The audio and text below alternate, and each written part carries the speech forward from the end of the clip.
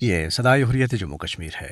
ابن سلام کشمیر اپڈیٹ کے ساتھ۔ قابض بھارتی فوجیوں نے اپنی ریاستی دہشت گردی کی تازہ کارروائی کے دوران آج سوپور قصبے میں 3 اور کشمیری نوجوانوں کو شہید کر دیا۔ ان نوجوانوں کو قصبے کے علاقے پٹسیر میں تلاشی اور محاصرے کی ایک روایتی اور وحشانہ کارروائی کے دوران شہید کیا گیا۔ سری نگر اور اس کی گردنواح میں چسپاں کیے گئے پوسٹرز میں کشمیریوں پر زور دیا گیا ہے کہ وہ بھارت کے غیر قانونی تسلط سے نجات حاصل کرنے کے لیے اپنی صفوں میں اتحاد کو فروغ دیں۔ قابض انتظامیہ نے امرناتھ شرائن بورڈ کو پانت چوک سری نگر میں سالانہ 250 روپے کرائے پر 25 کنال اراضی 40 سال کے لیے لیز پر دے دی ہے۔ ریونیو ڈپارٹمنٹ کے پرنسپل سیکرٹری شالین کوبرا کی طرف سے جاری کردہ حکم نامے میں کہا گیا ہے کہ امرناتھ شرائن بورڈ کو 10 روپے سالانہ فی کنال کے کرائے پر 25 کنال اراضی لیز پر دے دی گئی ہے۔ تحریک آزادی کے معروف کارکن نجم الدین، جو کہ شہید محمد اشرف صحرائی کے قریبی رشتہ دار بھی تھے، مختصر علالت کے بعد آج مظفر آباد میں انتقال کر گئے۔ تمام حریت پسند رہنماؤں اور کارکنوں کی جانب سے مرحوم کو زبردست خراج عقیدت پیش کیا گیا اور ان کے اہل خانہ سے تعزیت کا اظہار کیا گیا۔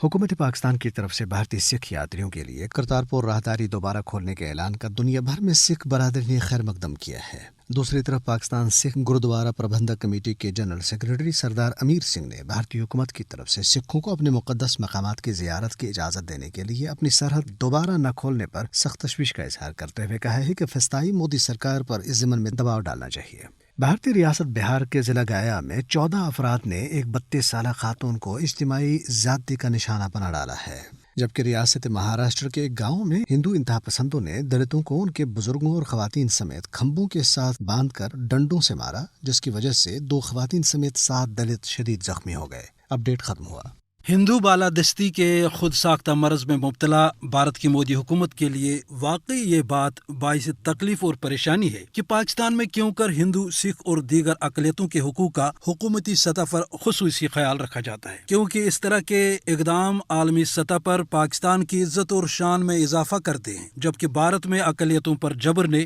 دنیا کو یہ بات منوا دی ہے کہ جمہوریت کا دعوے دار بھارت اب ایک فاشسٹ ہندو اسٹیٹ میں تبدیل ہو چکا ہے، جو کہ بھارت کے لیے ذلت اور رسوائی کی بات ہے، اور اسی کو کہتے ہیں جیسا کرو گے ویسا بھرو گے۔ اب خبر ہے کہ پاکستان نے بھارت سے سکھ یاتریوں کے لیے کرتارپور راہداری کو دوبارہ کھولنے کا فیصلہ کیا ہے، تاکہ اگلے ماہ ان کے بابا گرو نانک دیو جی کی برسی پر وہ پاکستان جائیں اور اپنی مذہبی رسومات ادا کریں۔ اب چونکہ پاکستان کے اس اقدام کو پوری دنیا کے نہ صرف سکھ بلکہ مذہبی حقوق کی بات کرنے والے عام لوگ بھی سراہ رہے ہیں اور یہ مان رہے ہیں کہ پاکستان کی طرف سے کرتارپور راہداری امن اور مذہبی آہنگی کی حقیقی علامت ہے، اور اس سے پاکستان کی شان میں اضافہ ہو جاتا ہے۔ البتہ بھارتی حکومت نے اس پر تکلیف محسوس کی، کیونکہ ایک تو حکومتی جنونیت کے باعث وہاں اقلیتوں کے حقوق پامال ہیں، اور دوسرا سکھوں کے لیے پاکستان جانے پر رکاوٹیں ڈالی جا رہی ہیں، تاکہ پاکستان اور سکھوں کی جو مذہبی ہم آہنگی ہے اس پر ضرب لگائی جائے۔ اس صورتحال پر تشویش کا اظہار کرتے ہوئے پاکستان سکھ گردوارہ پربندھک کمیٹی کے سیکرٹری سردار امیر سنگھ نے بھارتی حکومت پر زور دیا ہے کہ وہ سکھوں کے ساتھ تعصب ختم کرے۔